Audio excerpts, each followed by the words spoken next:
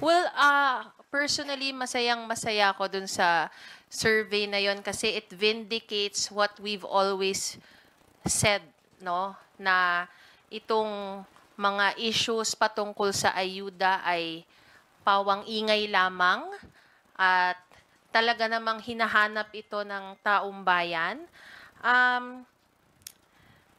Kasi yung 4Ps, dinidirekta yan para sa talagang mga sa poorest of the poor. Ito namang AKAP ay nakadirekta para sa mga near poor na isa ring malaking porsyento ng ating populasyon. Kaya masaya po kami na yun po ang lumabas sa survey kasi ito naman ay bagay na talagang pinaniniwalaan namin noon pa man.